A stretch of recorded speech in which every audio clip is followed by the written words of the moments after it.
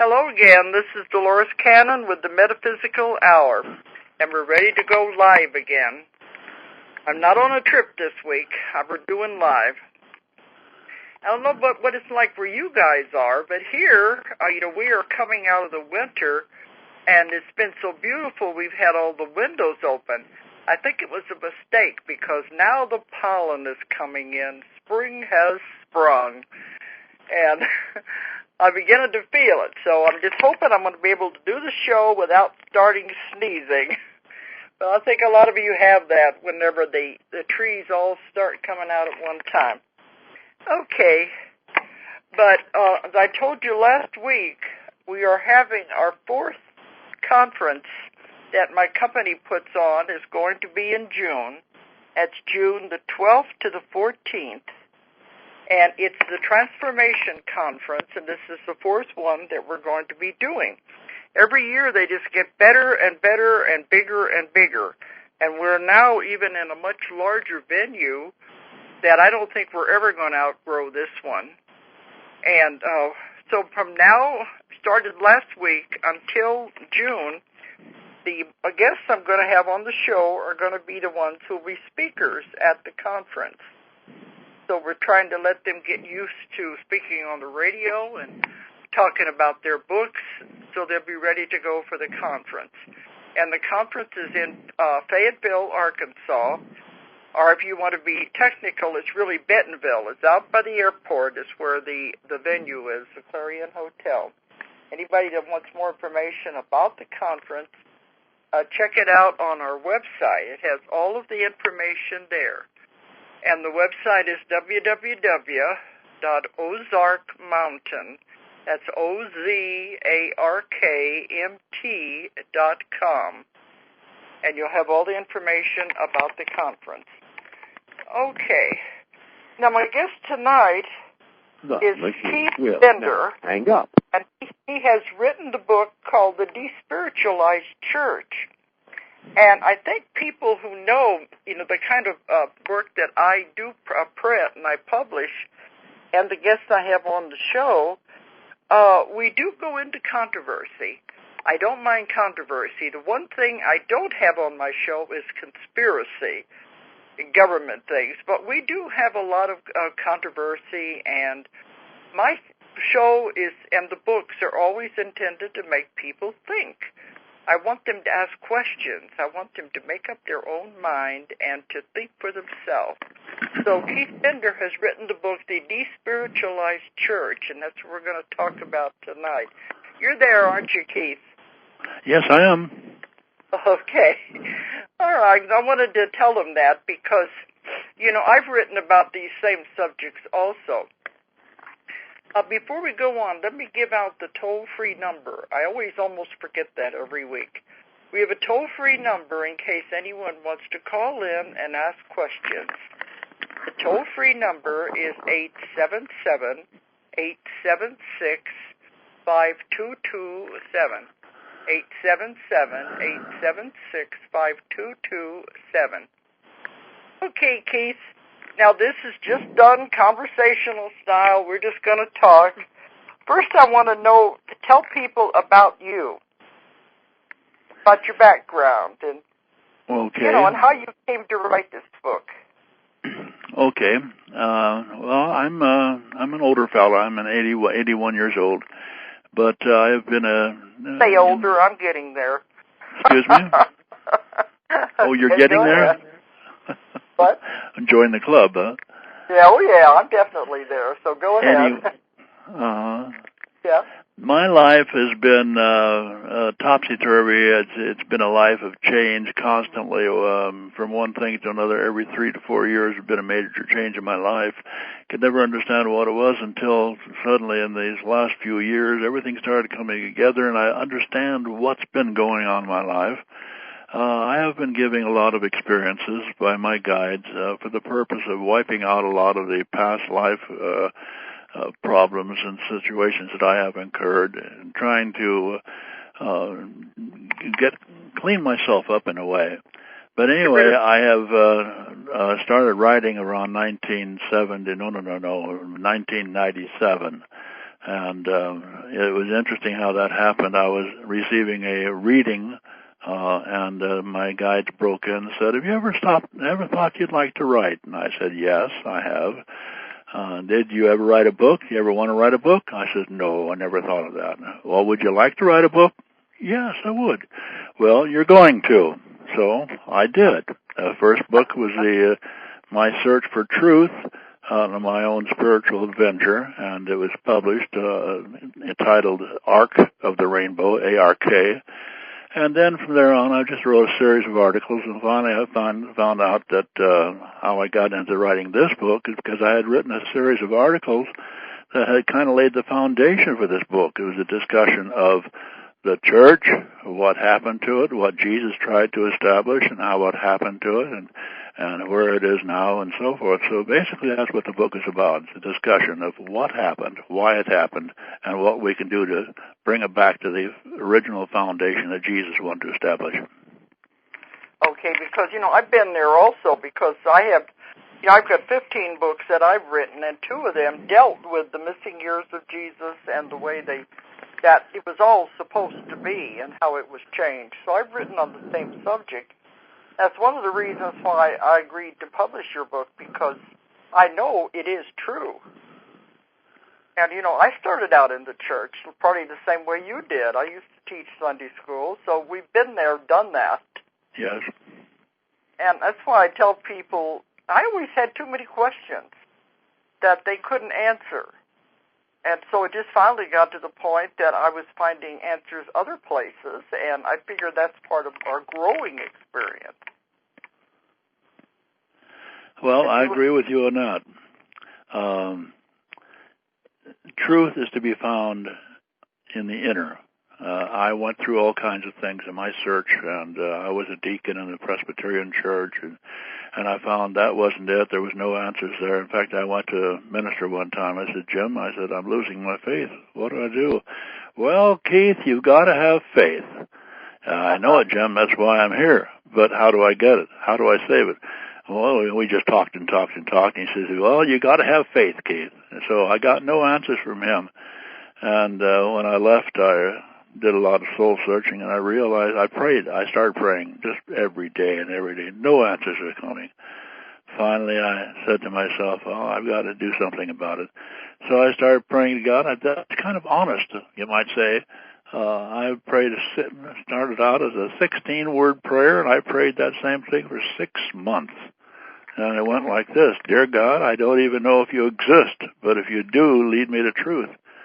And at the end of that 6 months, I picked up a book, and wow, there was my lead-in for a whole new life. And the book was based on Edgar Cayce. It was There Is a River. Yeah, I know the book. Mm-hmm. But I was going to say, too, when I went to the preacher and began asking questions, they said they didn't have the answer, but they said, "You'll know all the answers when you die." I don't want to wait that long.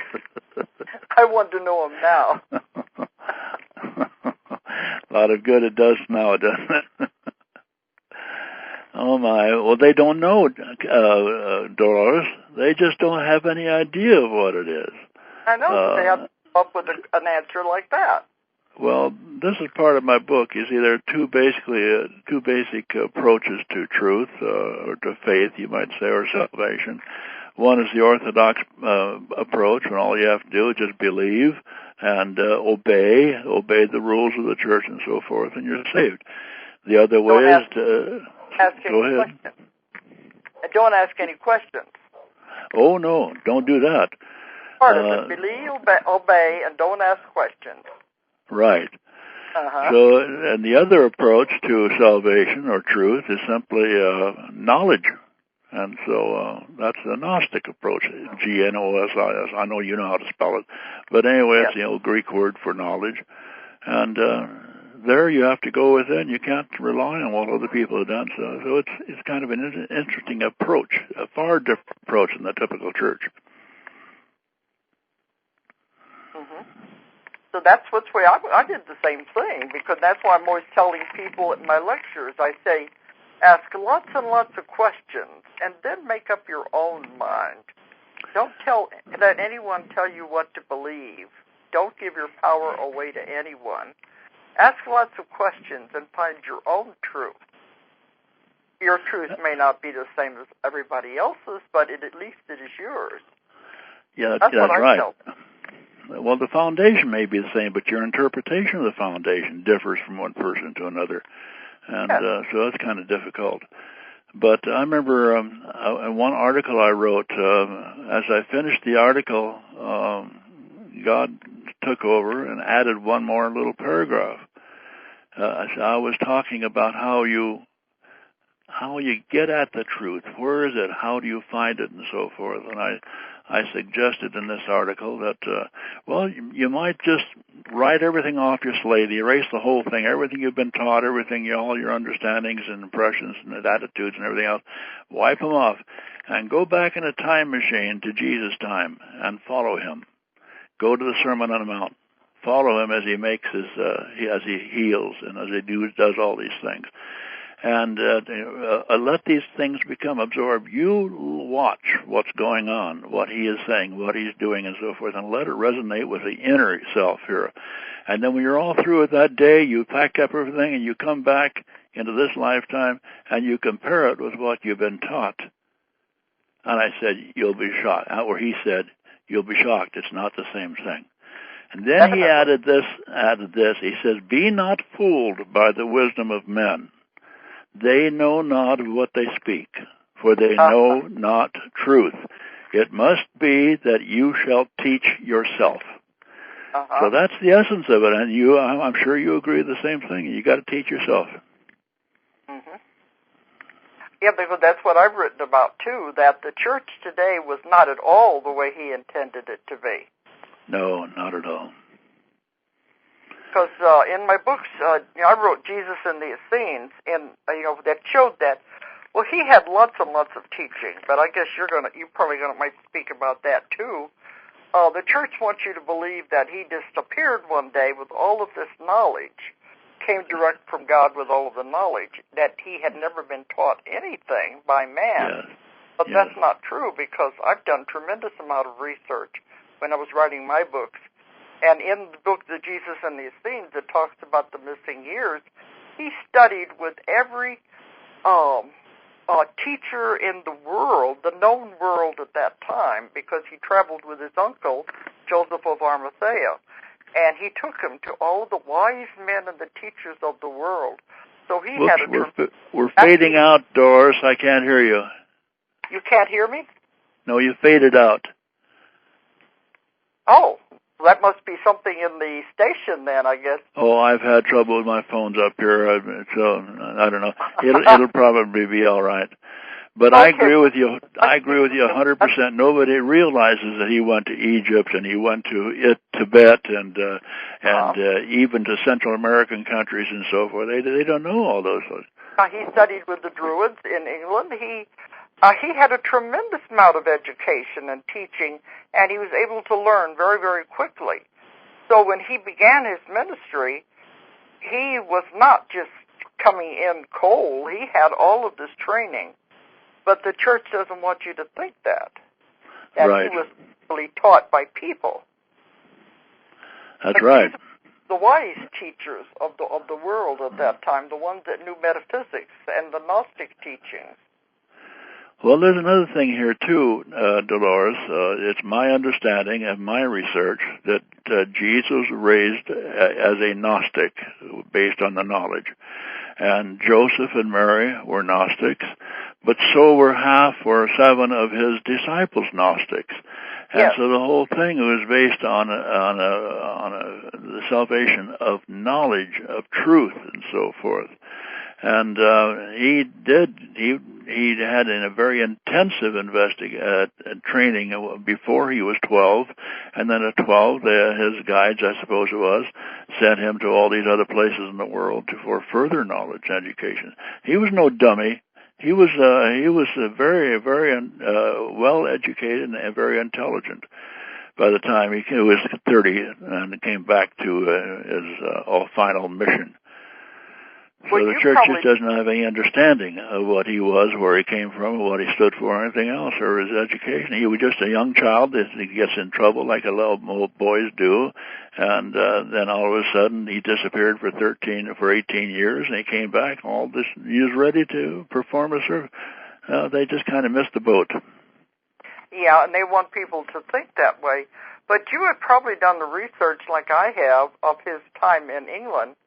And I have had a lot of books sent to me because I go to England regularly. They've sent me a lot of books that no one knows about the legends of the time when Jesus was over there.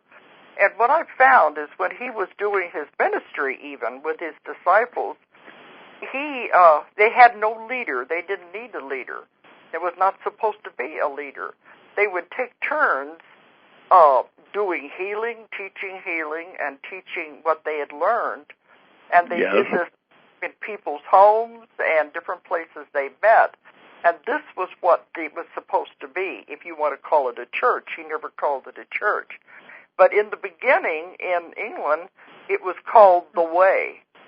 This was after the crucifixion, and when he went to England, his disciples went there and started the church. It was called the Way. Mm-hmm. And it was based on the way he did the miracles and the healing, and his ministry of preaching about love, and that was what it was supposed to be. And that's what people don't realize. No, they haven't been taught that. Unfortunately, from what they don't realize that the Romans are the ones who made the church the way it is, and look what that was during the time when the Romans were taking over the world. Naturally, they're going to have rules and regulations. Yeah, they, in my research, I found out that after Jesus died and the disciples had to take over, they started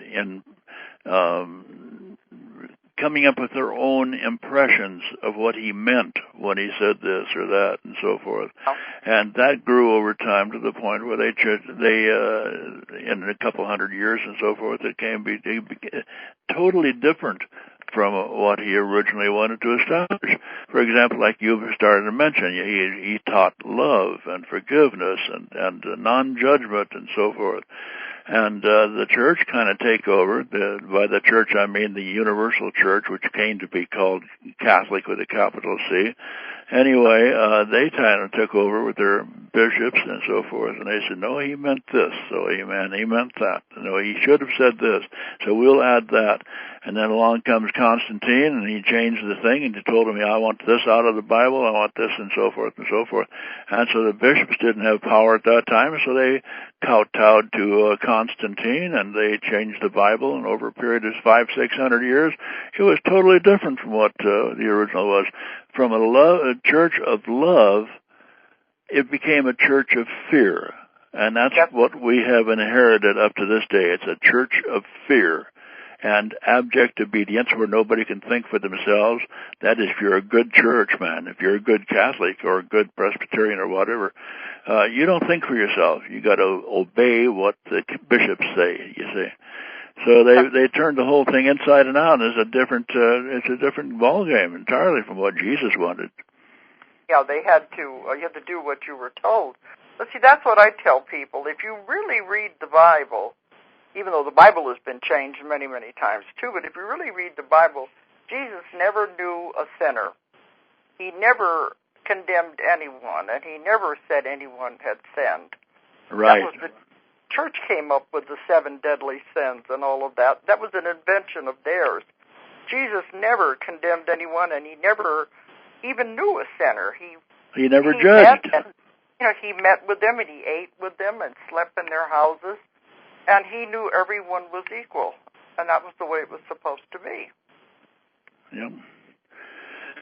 Well, the bishops, they realized that they were coming up with something different than what Jesus wanted, but they felt they had to in order to keep their their followers in line and not go off here willy-nilly and doing this and doing that and starting different things and so forth. So they had to institute a lot of rules and regulations, and they were all based on abject obedience, and the obedience is based on fear.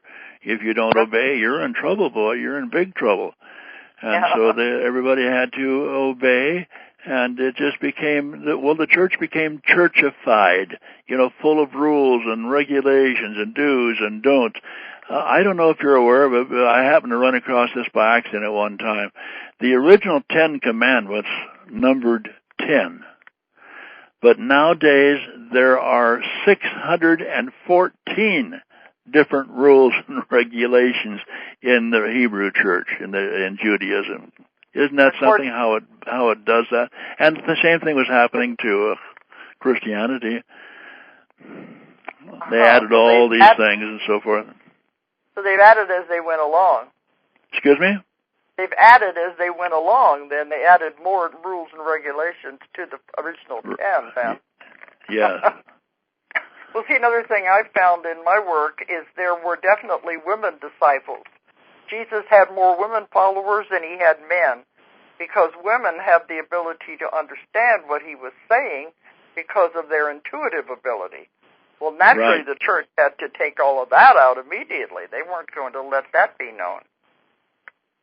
And I don't know if you found that out in your work, but that's what's coming up. I found out in my research that women were downtrodden and they weren't respected and so forth. But Mary Magdalene, on the other hand, was from a well-educated family, intelligent, well-educated, highly spiritually developed, and she was, in fact, is my understanding, that she was the equal of Jesus, his dual nature. And where he is the masculine aspect of it, and she was the feminine part. And so and not only was she the whore that Pope Gregory said she was in 600 something, but she was the 13th disciple that Jesus loved. She was highly respected. So it was interesting that she was standing out way above all the rest of the women at that time, because she was, she was proven to be, you know what I am doing? I don't know what I'm talking about. Well, I'm not phrasing what I want to say. but she was definitely not a whore. See, we just published a book. We definitely just published a book. She was a highly spiritual being. Yes, we just published a book called The Power of the Magdalene, and they were on my show a few weeks ago. They from England. And something that I have found is that she was an Egyptian priestess, schooled in the highest metaphysical knowledge there is. I'm sorry, say that again? She was an Egyptian priestess. Oh. And she had been schooled in Egypt in the highest metaphysical and Gnostic knowledge there was. And this is why her and Jesus were equals, because he could talk to her and she could understand. And the other disciples were very jealous of her because of their relationship, because he could speak to her. And that was very important. But no, she was a highly evolved metaphysical person. But naturally the church wasn't going to allow that to be known, so they said she was a whore and made it look like she was nothing. All of that is another one of the lies that have been brought into the Bible. Yeah. Well, the church has tried to justify that label because they say that she was the prostitute that washed Jesus' feet with her hair and stuff like that. But the reason that Pope Gregory called her the whore is to show the people that even a whore or a prostitute can become a highly spiritual being through Jesus, you see. But what they ignored the fact of her background and what she really was, you see. So they just and I think the power, the reason they did that is to not establish, but to reaffirm their masculine power base, because Mary Magdalene was achieving great respectability and was a highly spiritually developed person in her own right, and she could have replaced Mother Mary in the eyes of the followers of Christianity, and destroyed somewhat of the power that the bishops had in the church. So they had to stop that. So they stopped it by making her a whore, and then they compensated for that by saying, "Oh, but she was a good whore, and she became Christed. Oh, not Christed, but she became a saint." Okay. And so forth. So I think it was through fear and an attempt to consolidate their power that they did that in the first place. But, it always was that man had to be the one. If you go way, way back into history, women were the ones who were worshipped. The goddess worship is much, much older than the church. But whenever they had to form a church, it had to do away and turn it around to be a masculine-dominated religion rather than the goddess worship. So a lot of that's coming back. They said the women are coming into their own again now. So there's, things are changing. We're coming around anyway. Well, that's my impression too. That the feminine was the supreme. I don't know if that's the way to say it, but anyway, they had a far greater spirituality and power than the masculine did in those years, and in fact, they became quite ruthless, as I understand, in the way they treated men. So when man got the opportunity to take over power and so forth, they threw the gauntlet down and said, "Okay, now you are subjected, and you're going to do this, and you're going to be that, and so forth." But like you said, it's my impression that all these things are changing around. My goodness, in the last 10, 20, 30 years, look at what's happened to the women. And I know they're impatient and so forth, but look at what they've accomplished and look where they're going. If you watch the news programs I'm constantly amazed at the number of women that are assuming positions of responsibility in this country, all over the place, and most of them are young. So the whole thing is changing, and rightfully so. But what I'm hoping is it won't go to the other opposite extreme, that the pendulum will settle down in the middle somewhere. We'll have a balance and harmony between the two. It's definitely turning around. But you do the research to find out where the Protestant movement came from. Whenever, the Protestant? The Protestant, whenever way back, I think it was Martin Luther and there was Calvin, whenever they split, from the Catholic Church and formed the Protestant of different religions. Did you research to find out what was the main reason why they split from the Catholic Church? Have you read that part or not?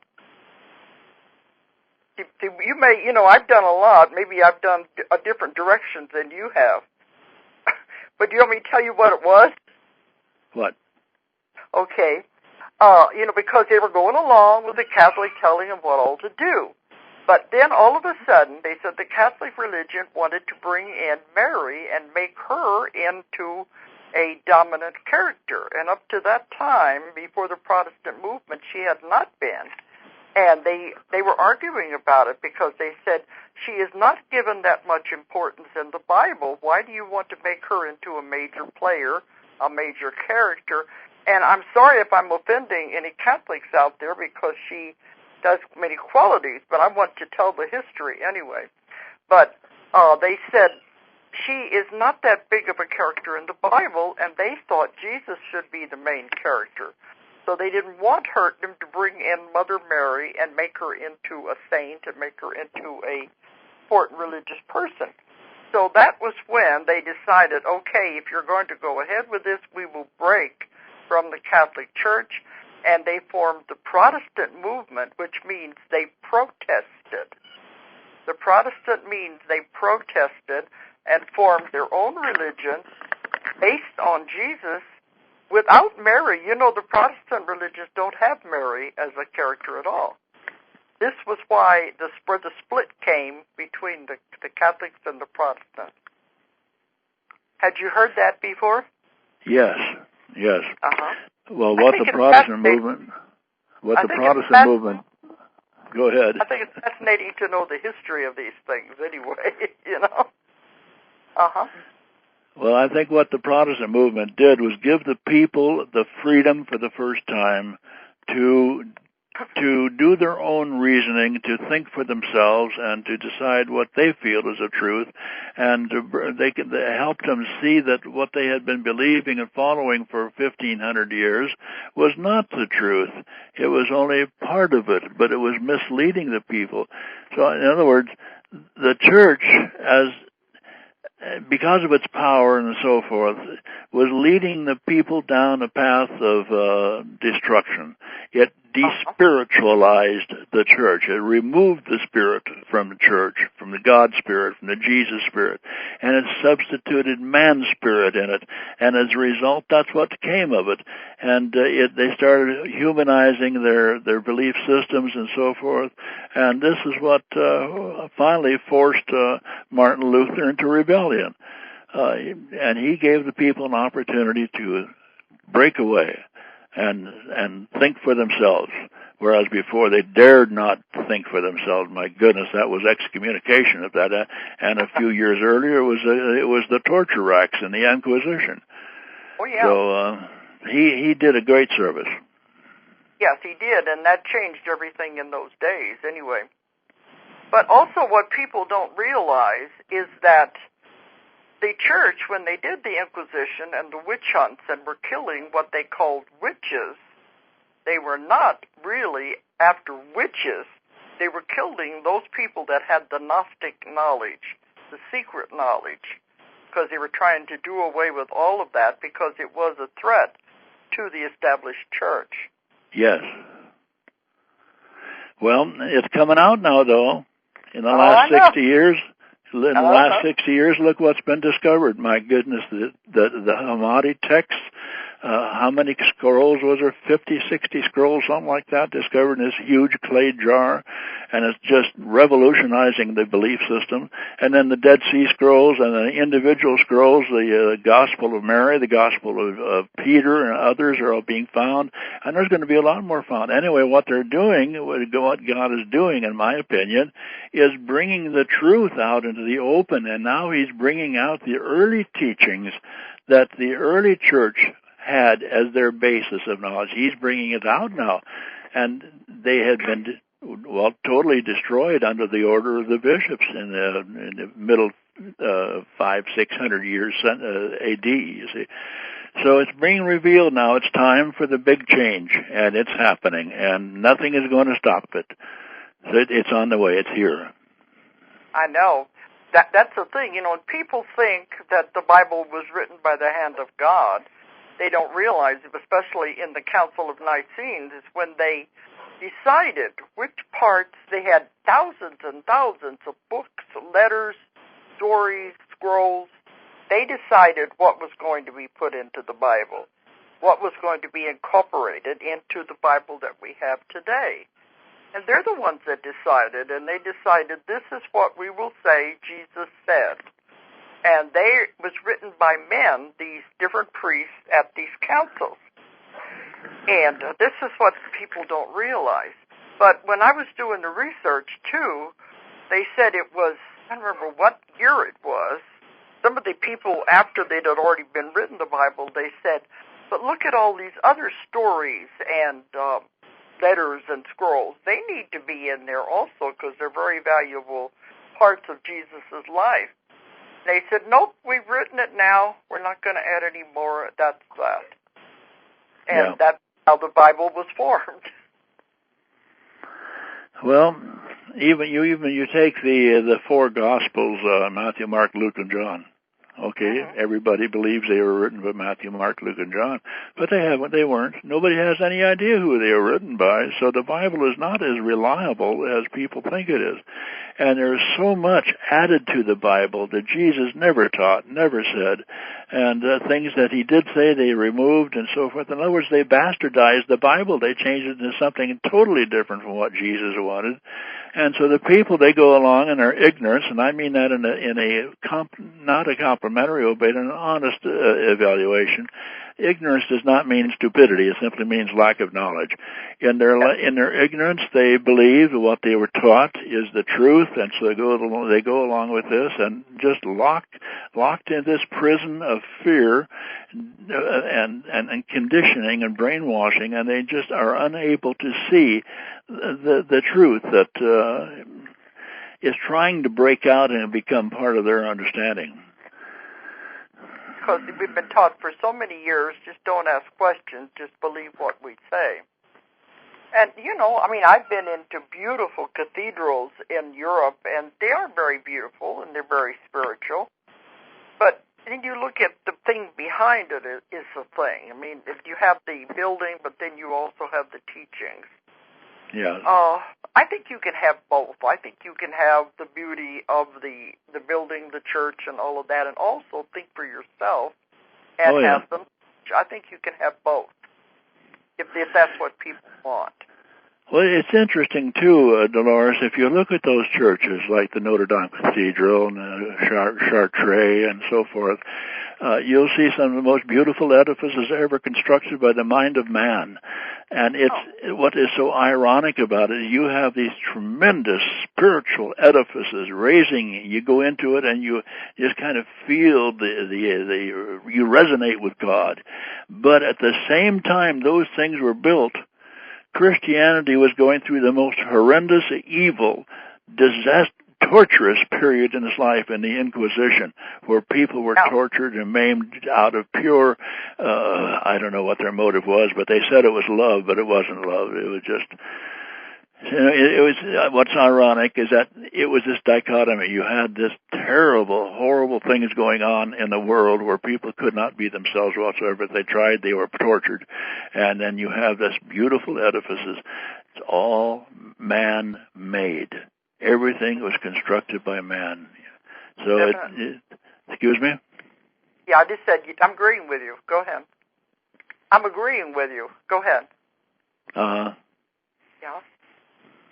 No, I just said yes on there. Okay. But I had a comment there I was going to make, but go ahead with what you were saying. I do agree with what you're saying. But I lost my thought. It'll come back in a minute. But see, this is one of the things, too. I know what it was. See, I've done thousands and thousands of radio shows way before I ever got my own show. And back in those days, I would get tricked into doing religious radio shows. I didn't know who the narrator was going to be, didn't know what the subject was going to be. And I'd get on there, and they'd be trying to make me look like a fool because of my beliefs. And they would go on and on like this, and I would talk about the Nicene Convention, when the Bibles were changed and everything, and we talked about the Inquisition. They said, no man has ever been killed in the name of God. And I said, oh my gosh, how can you say that? Haven't you ever looked at your history? I say, who said that? It was the narrator on a radio show that I did, a Christian show. And after that, I got to think, I'm not going to win this argument. I'll just let them talk, make a fool of themselves, and let the people listening make up their own minds. Because how can they say no man has ever been killed in the name of God when they fought wars over religion back in those days? Well, crusades, all of that. It was a ridiculous statement for them to make. No, that's just plain ignorance. I know, but and the trouble is they believe it. I know. I got tricked into a lot of those radio shows in my early days because I didn't know what the show was going to be about, and they'd be trying to make me look like a fool. Yeah. But they didn't realize I've done a lot of research. But another thing I do want to bring up, too, is the church did take all reference to reincarnation out of the Bible. And I've mentioned that several times on my show. They tried to, but they didn't quite succeed. Yeah, there's still some references there were there. 3 things in the Bible I have them written down somewhere. It's in my books. Excuse me? In my books. I've quoted them. Oh, did you? Those okay. Yeah. Well, there were 3 places in there where Jesus and so forth, there were discussions of reincarnation, but I think they simply goofed. They missed them because they wanted to take everything out.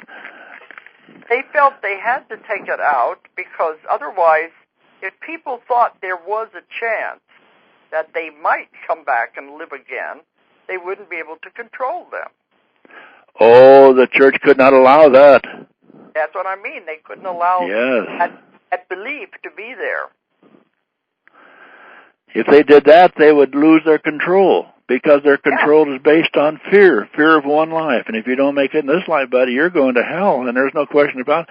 But see, here's another thing, and they've got everything so twisted around and so under their control that everybody is afraid to do anything. For example, they say, okay, God doesn't hear you anymore because of original sin. So you can't go to God. You have to go to the church, and the priest will be your intermediary and so forth.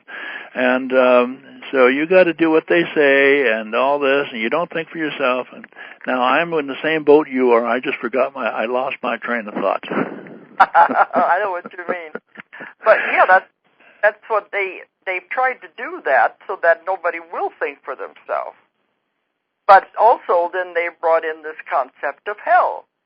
And there is no hell. Right. Not like they say it is. No hell and no sin. And you know what? If they ever dropped the concept of sin, if they were to ever admit that there is no such thing as sin, simply mistakes, the whole edifice of Christianity, of the Christian churches, would collapse. Definitely. It would die overnight, because sin is what keeps the church above the masses. It's what can give them the control. So they started that with the fall, where Adam and Eve ate of an apple, and they were kicked out of Eden. But then so are all the rest of the offspring, and that's the most ridiculous thing I've ever heard. God is a God of love. He doesn't do things. He doesn't punish. He loves. He forgives, and so forth. So to condemn millions and billions of people in the world because two people long ago took a bite of an apple, that just goes everything against God, what He stands for, which is love and forgiveness. So there's a lot of things that the church has done to cement their control over people, and it's all based on fear. But that's what I talk about in my lectures too, is that as parents, if your child does something wrong, you're not going to throw them in the oven. You're going to give them every chance to make amends. And you love them. Even if your child goes to prison, you still love that child. You're never going to condemn them the way they say the church does. And if as parents we feel that way, God is so much more than that. You know that He does not condemn you because you make a mistake. We just hope we're going to learn from the mistake, hopefully, and go on from there and not do it again. That's what it's all about. Yeah. No, God would never do that. God is a God of love. And He just doesn't make anything that's not pure and perfect. After all, He makes it in His image. And if we say God is perfect, we say God is love, we say God is all these good things and so forth, and then we turn around and says He created the children of Adam and Eve as evil beings. They were born in sin, and they were evil, and they lived lives of evil and sin for the rest of eternity. That's kind of contradictory, isn't it? It definitely doesn't make any sense. Yeah. But see, that's what I'm always lecturing about, is Earth is a school, and we come here to learn lessons. And, it doesn't matter how long it's going to take us to learn a lesson, how many lives it's going to take. You can't go on to the next grade until you finish the lessons in this grade. And you may be able to work it out in one life. You may have to come back several lives before you get that lesson. But it doesn't make any difference. You have eternity to learn it. Just hopefully you're going to learn it quicker than taking an eternity to learn one thing, because that's what it's all about. It's just trying to, if you make mistakes, learn from it, and then move on. Not make the same mistakes again. Growing with the whole thing. That's the way I look at it. It's just a school that we have to go to. Well, that's all sin is a mistake, and a mistake can be corrected. And God, excuse me a second, and God gives us that opportunity to correct a mistake, to learn from it, and so forth. He doesn't punish us for making mistakes, but according to the traditional church, the Christian understanding is that if you make a mistake and if it isn't forgiven by God, then you're going to hell. Well, okay, that's interesting because we can't go to God because the church says that we were members of the original family and we ate a bite of the apple ourselves, and so that we were condemned to be kicked out of Eden also, and so we have to suffer all these things. So it comes back down to that a lot of contradictions, and they are very apparent when you open your mind and look at it with a fresh viewpoint. Allow the truth to seep in a little at a time. But after a while, you'll begin to realize, hey, what I have understood just may not be the truth that I thought it was all my lifetime. There is more here to it, and I want to find out what it is. That's where I came from, by the way. Yeah. Over the period of time, I lost my faith, which forced me to go within, and that's where the truth was. The source of truth is inside. It's not out here in the books or Bibles or church or buildings or libraries or anything else. It's right inside in our own being. And I always tell people, it's like even when you're trying to help other people, I said, just give them a few crumbs. Don't try to give them the whole loaf. They can't understand it.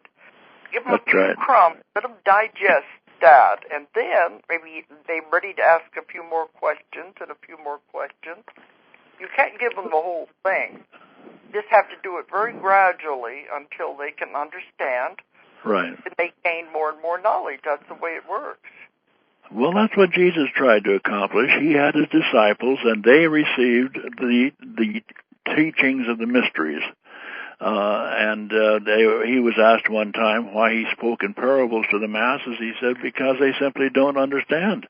They're not developed enough spiritually to be able to understand the mysteries if it was given to them. So therefore, I teach you the mysteries so that you will understand, because that's your mission in this life. But for the masses, I teach in parables. They will receive a message which will help them along. But everybody in life, as you know, is at a spiritual level according to their prior spiritual development. And they should be given only what they can use at that time and not be force-fed something else, like you're saying, into something that could be destructive to them. It could set them back for a lifetime or two, you see, instead of helping them. But also what I've found is the parables are in different layers. They're like a puzzle. That he spoke one way, that the ordinary person would perceive the parable in one way. One that was a little more advanced would perceive it in another way. Then the ones who knew the secret mystery behind it would get a whole other message out of it. So this is why he did the parables, for that reason. Yeah. Uh-huh. Well, but I want to bring that up about hell, because what I have found, people create their own hell. They make their own selves miserable on earth in what they do in their life. Because that's the only good and bad, if you want to talk about good or evil, is what people do.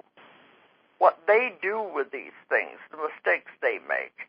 And they create their own hell, and if they choose to live in that, that is their own decision, but they don't have to. They can get out once they begin to ask questions and to really see it for what it really is. But you're not going to go to hell once you die, because there isn't any over there. That's right. It's all in the mind. Yep. And there are people that die, they have out-of-body experiences and so forth. That's interesting, because some of them come back and they say they were in hell. Well, what they did is they found out they opened up their mind, I believe, to things that they have planted in their minds of what they could expect if they continued on the road they were on. So they have these horrendous, hellish experiences, which are all mental. But even then, it's to help them too. They're not doomed to a condition of hell for eternity. They're only in that experience as long as they accept it. Once they realize that they don't have to be there, hey, there's more than this and there's better than this, I'm going to find out what that is. And so they get out of their self-imposed hell. Help them to look at their lives in a different way. Excuse me? It helps them to look at their lives in a different way if you look at it that way. Because I've spent many years studying out-of-the-body experiences and all of this, so I have a great deal of background in all of that. So I know how it all works, and it's quite amazing, but I do encourage people to think for themselves, ask questions. Don't take anybody's word for anything. That's exactly it. Read and get your own information. Well, I'm watching the clock, so we're coming up to time. Hour goes very fast on this show. But if people want to contact you, Keith, do you want them to email you, or do you want to come through us, or how do you want to do it? I'm sorry, say again? If people out there who are listening, if they want to contact you, I don't remember, did you want anybody to write you, or do you want them to come I would love it if they did. Okay. Yes, I would be delighted. Do you have an email or something that they Yes, I do. Okay, give it out. It's K.N. Bender, B-E-N-D-E-R, 2, K.N. Bender 2, at yahoo.com. So that's the number 2. The letter K-N? Excuse me? The letters K-N? Yes. K-N Bender, B-E-N-D-E-R, all in one part. And K.N. Bender 2. At yahoo.com. If they want to call, they want to email you and talk to you. That's better that would be great. I would love it. Yeah, it'd be better than calling you on the phone, wouldn't it? Yeah. Some people get on, they want to start an argument, but if you have any questions of Reverend Bender, you can call and, email him, and he said he'd be very glad to hear from you. And the book is called The Despiritualized Church. And if you go on our website, it's listed on there, and it's also just now getting into the stores and in Amazon. The Despiritualized Church by Reverend Keith Bender. And, it'll answer a lot of questions. It'll make you think, that's for sure. All right, but Keith, we're coming to the end, and you will be a speaker at our conference in June, on June 12th to the 14th here in Arkansas. Yes. And I want to thank you very much. Thanks for coming on the show tonight. Oh, it's my pleasure, Doris, and I'm really pleased. Okay. It's been a lot of fun. I'm looking forward to finally meeting you in June. And I will, too. All right. Okay, well thanks for asking me. Okay. So now I'm saying good night to everybody out there who's been listening. Good night, everyone. If you enjoyed the show, check out more of our other videos and be sure to subscribe and click the like button. Thank you for listening to the Metaphysical Hour with Dolores Cannon.